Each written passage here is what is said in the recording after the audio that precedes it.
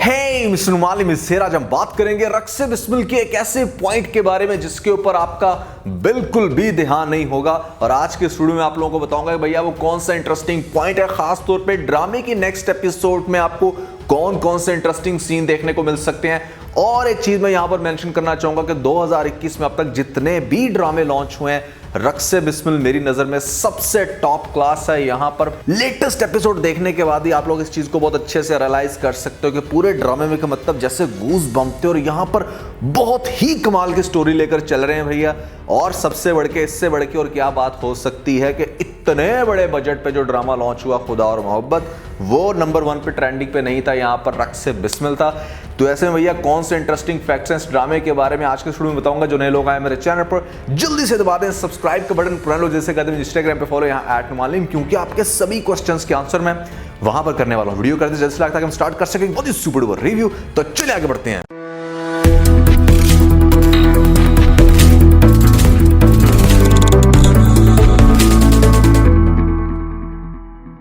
रक्से बिस्मिल की next episode में मुझे जहां तक लगता है वो ये कि मूसा को आपको इंटेंशनली दिखाया गया है कि वो यहां पर लैला के पास नहीं है।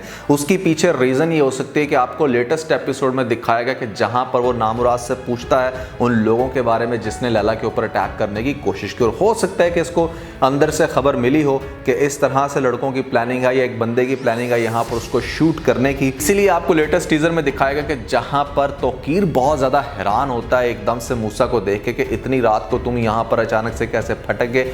हो सकता है कि उसको पहले से इस चीज का पता था कि इस तरह से लैला मैडम के ऊपर किसी ने अटैक करना है, और वो खुद से पुलिस को इन्फॉर्म करके एंड टाइम पर पुलिस को वहां पर लेके आया। जिसके बाद जैसे ही तौकीर देखेगा मूसा को, वो ये कहेगा कि तुम यहां पर कैसे आ गए हो, तुम्हें इतनी रात को तो यहां नहीं होना चाहिए। और आगे से जिस टाइम वो मूसा के ऊपर इल्जाम लगाने की कोशिश करेगा, पुलिस वालों को ये कहेगा कि ऐसे में इसी ने अटैक किया होगा, इसको फौरन से अरेस्ट करें।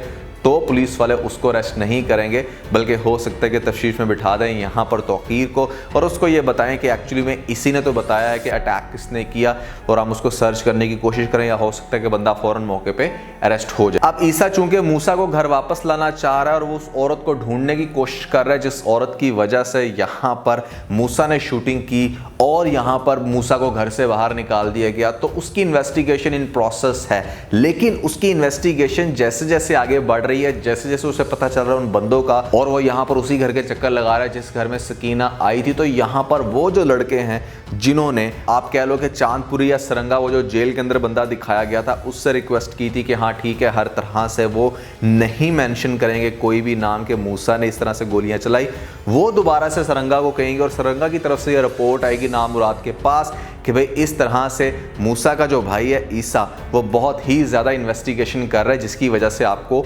मूसा को लेटेस्ट टीजर के अंदर बहुत ज़्यादा गुस्सा करते हुए दिखाया गया कि अजीब ज़िद्दी लड़का है, पता नहीं क्यों इन्वेस्टिगेशन कर रहा है, क्यों पीछे पड़ा हुआ एक बात के। क्योंकि मूसा को तो पता है ना कि वो लड़की कौन थी, सकीना थी, ईसा की बेगम थी, और वो नहीं चाहता कि ईसा को ये बात पता चले। लेकिन ये बात सामने डेफिनेटली खुल के आएगी, क्योंकि ईसा रिसर्च करके जब फाइनली पहुंचेगा उसी लड़के तक, मतलब जिसके साथ सकीना पहले भाग के गई थी, तो यहाँ पर उसको जान से मारने की कोशिश करेगा ऑब्वियसली, और मूसा इन टाइम पर बचाएगा और मूसा को देख के वो गले लगाएगा। ये पॉइंट मैं पहले भी जिक्र कर चुका हूं। लेकिन जो सबसे खास पॉइंट है ना, जो मैं आपको आज के रिव्यू में बताना चाह रहा हूं, वो ये है भैया यहाँ पर मलिक शरियार को लेके। मलिक शरियार को ना एक बहुत ही ज्यादा आप कह लो कि लालची किस्म का बंदा दिखाया गया। आज की एपिसोड के अंदर एक पॉइंट बहुत ही ज्यादा गौर करने वाला था, और वो पॉइंट ये था कि जिस टाइम आपको दिखाया गया कि उसका भाई और साथ में उसके वो साले वगैरह आते हैं और जिस तरह से वो उनके सामने बड़ा भीगी बिल्ली बन के बैठा होता है, तो मतलब खास नजर आ रही है बात कि भैया इनका बहुत ही ज्यादा रौब है मलिक शरियार के ऊपर। और मलिक शरियार के ऊपर रौब क्यों होगा, इसके पीछे गहरा कनेक्शन है, मैं आपको आगे जाकर बताता हूँ। लेकिन सबसे पहले क्या हुआ, आपने देखा कि जोहरा ने यह बात सुन ली कि मलिक शरियार ये कहता है कि उसको तो इस घर में सिर्फ मैंने बांधा हुआ है, यहाँ पर उसको मैं बीवी नहीं समझता, उसको अपने बिजनेस पर्पस के लेके हम मतलब ब्ला ब्ला ब्ला, इस तरह की जितनी भी वो बातें कर रहे हैं। जोहरा ने ये बातें सुन ली और अब जोहरा को इस बात का यकीन हो गया कि ये बंदा मुझे बिल्कुल भी इज्जत की नज़र से तो नहीं देख सकता, ना रख सकता। इसलिए जोहरा क्या करेगी, घर छोड़कर चली जाएगी। जब जोहरा घर से भागेगी और मलिक शरियार घर में आएगा, देखेगा यहाँ पर आवाज़ें लगाएगा जोहरा को, लेकिन जोहरा नहीं नजर आएगी, तो वो यहाँ पर सोचेगा कि भैया कहाँ पर गई वो लड़की, और सबसे बढ़ के ये कि उसने उसको किसी ठिकाने लगाना था, ना कि तलाक। अब तलाक तो दे नहीं सका, ना ही ठिकाने लगा सका, तो इसको इसके घर वालों की तरफ से काफ़ी प्रेशर होगा कि तुम उसको डिवोर्स दो। और ये भी हो सकता है कि इसकी पहली बीवी को ये बात पता चल जाए कि इसने दूसरी शादी कर रखी है, जिसके बाद वो तलाक का दावा दायर करे। मतलब किस्सा मुख्तसर ये कि जोहरा से तो ये हाथ धोएगा। जोहरा तो मुझे लगता है कि आगे जाके वो खुला फाइल कर देगी, या हो सकता है कि ये अपने भाइयों के प्रेशर में आके उसको डिवोर्स दे दे। किस वजह से? उसके पीछे रीज़न ये है कि जितना डरा हुआ ये बैठा था अपने भाई और यहाँ पर सालों के सामने, इसका मतलब ये है कि ये प्रॉपर्टी भी ये खुद ऑन नहीं करता। एक लालची बंदन इसने, हो सकता है कि वो पहली बीवी से भी शादी सिर्फ इसलिए की हो कि बहुत सारी दौलत आ जाएगी, मेरे पास पैसा आ जाएगा। इस तरह के जो बंदे जो लालची होते हैं वो हर चीज़ में सिर्फ बिजनेस डील्स और पैसा ही देखते हैं। जब ये अपनी पहली बीवी से हाथ धोएगा तो भैया क्या होगा कि यहाँ पर ये अपने घर से भी जाएगा, क्योंकि हो सकता है कि इसका भाई इसको जायदाद से आग कर दे, मतलब अलग कर दे। और दूसरे नंबर पे जोहरा भी पास नहीं रही, और ऐसे में ये बंदे की जो बुरी कंडीशन आपको दिखाई जाती है अक्सर OST के अंदर, इस चीज़ को लिंक्ड किया जा सकता है इस पॉइंट के साथ कि हो सकता है कि आगे जाके इस मलिक शहरियार का ये रिजल्ट हो। लेकिन आपको क्या लगता है कि मतलब मलिक शहरियार का और क्या एंड हो सकता है? जरूर बताइएगा नीचे मुझे कमेंट सेक्शन में। अच्छा, में से बहुत सारे लोगों ने मेरे लास्ट रिव्यू के नीचे कमेंट करके कहा था कि भैया यहाँ पर जोहरा की माँ मर गई है। जोहरा ये बात खुद कह चुकी है। ये बात मैंने भी सुनी थी, जहाँ पर जोहरा ये कह रही थी कि शादी के कुछ ही दिनों बाद या कुछ ही हफ्तों या महीनों के बाद मेरी माँ की लाश वापस आई। लेकिन मुझे लगता है कि वो एक इमोशनल स्टेटमेंट थी। लाश, जिंदा लाश को भी कहा जा सकता है, क्योंकि आपने लेटेस्ट वीडियो के अंदर देखा, जो लेटेस्ट इसकी एपिसोड लॉन्च हुई है, उसके अंदर यहाँ पर नामुराद कहता है कि जिस मर्द के साथ जोहरा की माँ की शादी हुई थी वो भी एक बड़ा टिपिकल घराना था, रिलीजियस घराना था। उन लोगों से बिल्कुल भी बेयर नहीं हुआ एक ऐसी लड़की के, मतलब जिसका नाच गाने से ताल्लुक है, तो उन्होंने इसको अपनी इज्जत की बेस के ऊपर क्या किया कि डिवोर्स देके घर भेज दिया।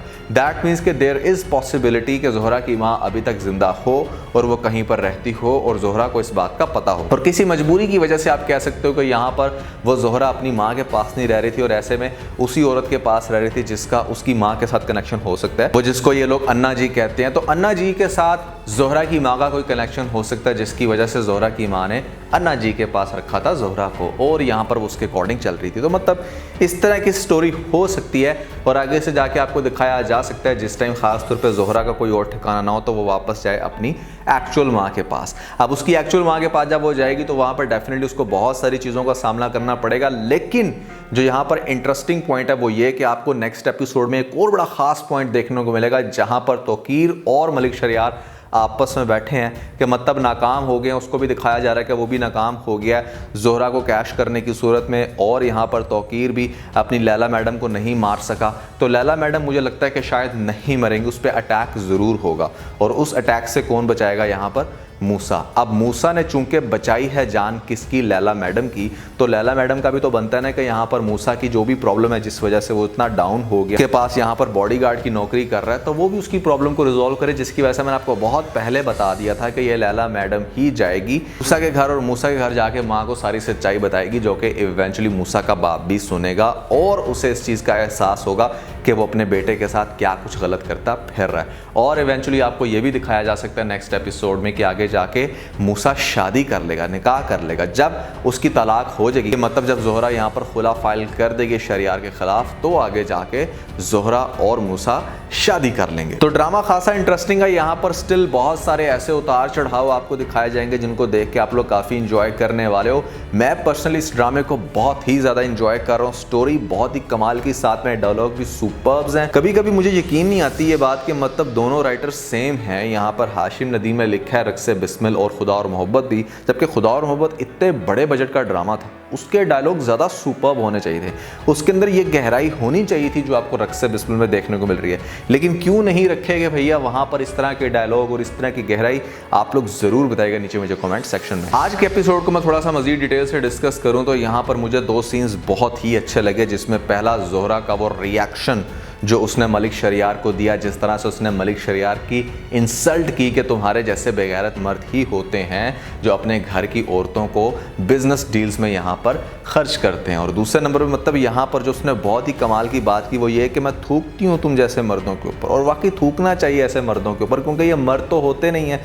कोई भी मर्द, इज्जतदार मर्द इस तरह की हरकत नहीं कर सकता। तो मुझे इसके ये डायलॉग्स बहुत ही कमाल के सुपर्ब लगे। और दूसरे नंबर पर जिस तरह की गेम चलाते हुए दिखाया गया, उससे सेठ साहब को कि यहाँ पर सीसीटीवी फुटेज उसने ले ली और वो शेयर कर दी है उसने मलिक शरियार के साथ और साथ में उस तौकीर के साथ, कि मतलब कहने को ड्रामे के अंदर ना आपको हर तरह का इंटरेस्ट देखने को मिलेगा, चाहे वो डायलॉग के हवाले से है, चाहे वो स्टोरी के हवाले से है, चाहे वो एक्टिंग के हवाले से है, या यहाँ पर भैया सभी कैरेक्टर्स के एक्सप्रेशंस बहुत ही कमाल के सुपर्ब हैं।